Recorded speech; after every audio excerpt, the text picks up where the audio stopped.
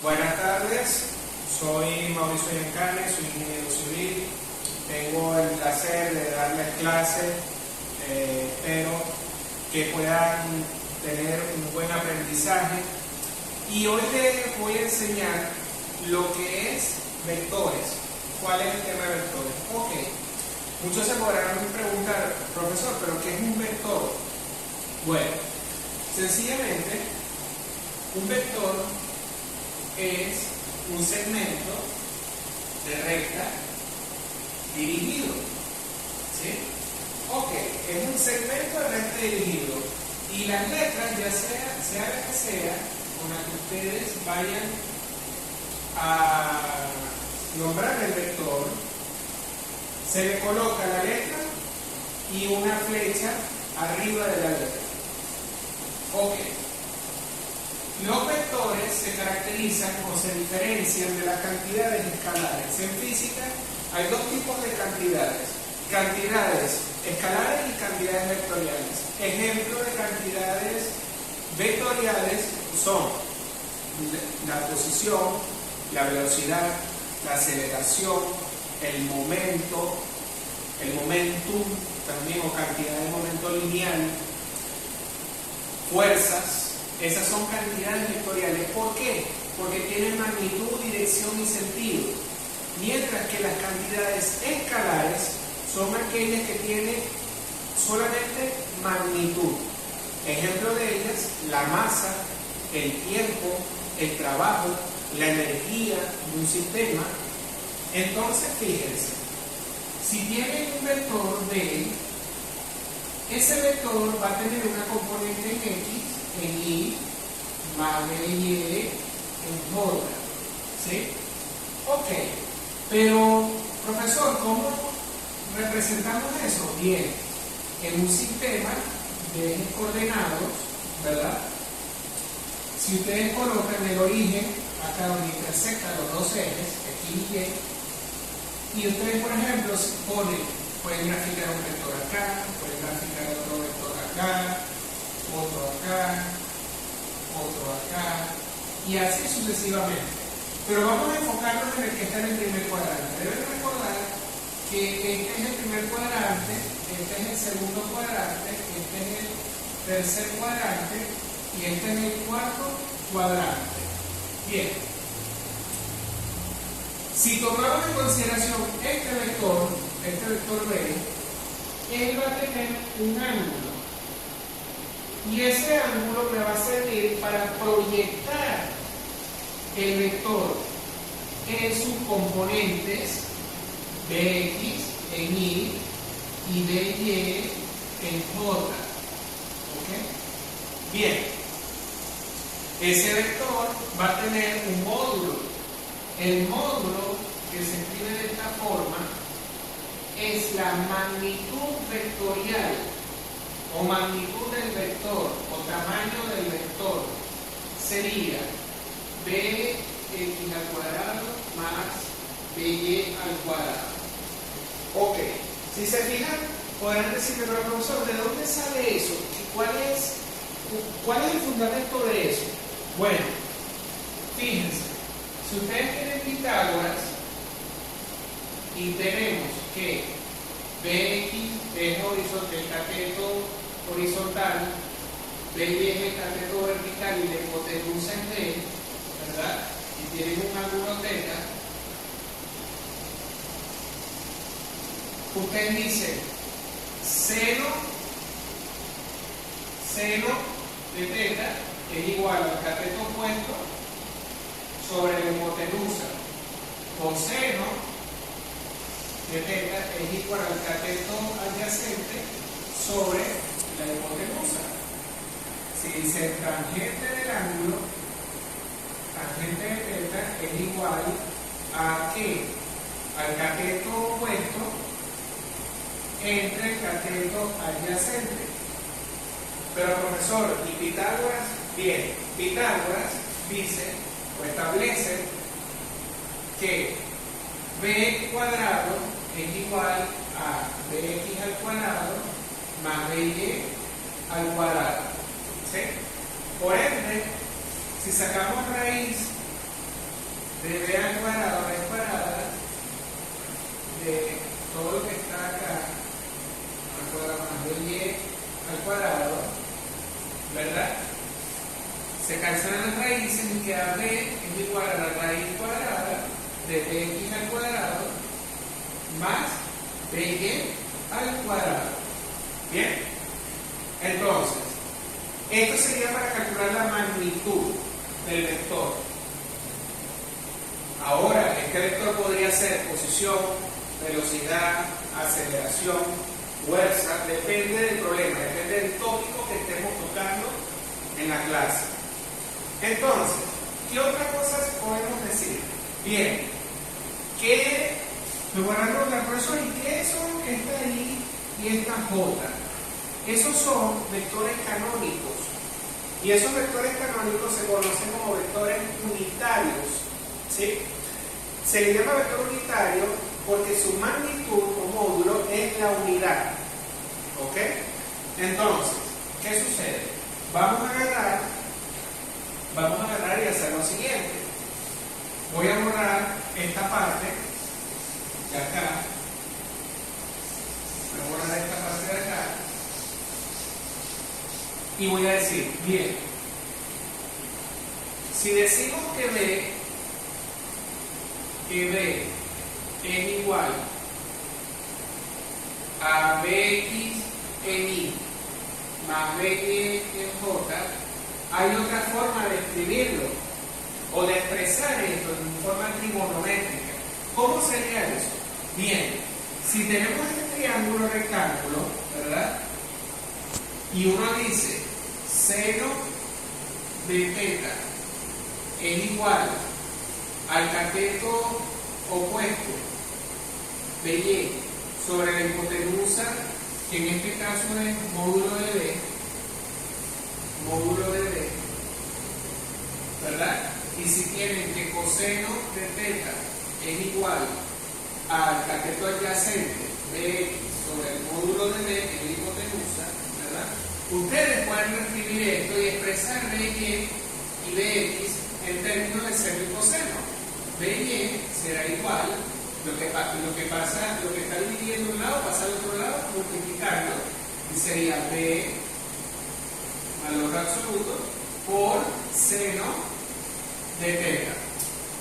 Y acá sería Bx es igual a módulo de B por el coseno de θ. Entonces, podemos reescribir esto y decir que B vector es igual a ¿qué? A módulo de B por el coseno de θ en I más módulo de B por seno de θ en J. ¿Sí? También se puede escribir sacando un factor común de esta forma: módulo de B por coseno de θ en I más seno de θ en J. Bien, tenemos eso. Ahora vamos a hacer lo siguiente. Vamos a hacer un ejercicio donde vamos a participar todos. Recuerden que ustedes deben siempre tener los libros, guiarse con los libros. No basta con usar la inteligencia artificial. Recuerden que la clave para ser un buen profesional es siempre informarse de fuentes confiables. Les recomiendo los libros de Física General para Ciencias e Ingeniería, volumen 1, de los autores Servo y Diego, novena edición. Les recomiendo también el libro de Física General de volumen 1 para Ciencias e Ingeniería de Sears y Szymanski. Ese, el Triple Mosca y el Resnick Holiday son excelentes libros y son de talla internacional. Entonces, por cierto, recuérdenme enviarles, les subí al aula virtual lo que serían los libros, la bibliografía recomendada, que les cité al principio. Les tengo los libros allí, pueden descargarlo en cualquier momento. ¿sí? Ténganlo con ustedes. Y también les he pasado el solucionario. ¿Qué es el solucionario? Es aquel documento donde están todos los ejercicios resueltos paso a paso del libro, resueltos por el autor del libro, ¿sí? Entonces, bien, imagínense que tienen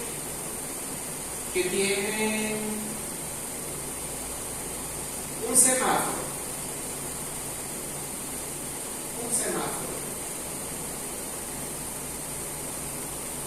Y como habíamos tocado el tema de fuerza anteriormente, ¿verdad? Podemos decir que este semáforo está en equilibrio. Ese semáforo está en equilibrio.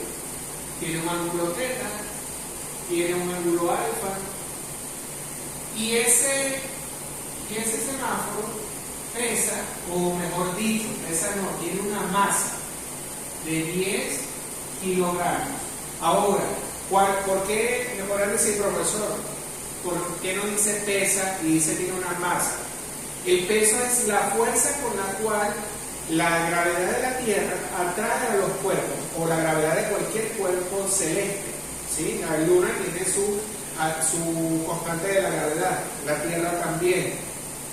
La gravedad de la Tierra, la aceleración de la gravedad de la Tierra es de 9.80 a 9.81 metros sobre segundo al cuadrado, recuerda. Entonces, ¿qué sucede?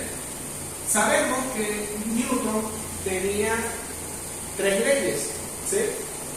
La primera ley de Newton dice que un objeto permanecerá inerte a no ser que venga otro objeto y ejerza una fuerza sobre él, y él va a cambiar su estado de movimiento, ¿sí? Eso sería la primera ley de Newton. La segunda ley de Newton establece que la fuerza es igual a la masa por la aceleración.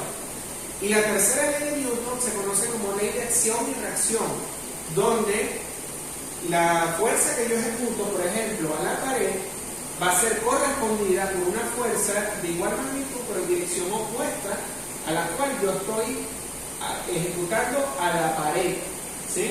Y eso se debe a que debe tener un equilibrio estático. Entonces, volviendo acá, si hacemos un diagrama, si me piden, por ejemplo, esta es la cuerda T1, T2 y T3, entonces me dice, profesor, mire, vamos a calcular las 3 tensiones. Ok, pero vamos a simplificar el problema. Vamos a decir que el semáforo está estático, está en equilibrio. Entonces eso quiere decir que la sumatoria de la fuerza va a ser igual a 0. Por ende, sumatoria de fuerzas en X es igual a 0 y sumatoria de fuerzas en Y es igual a 0. ¿Qué más podemos ver?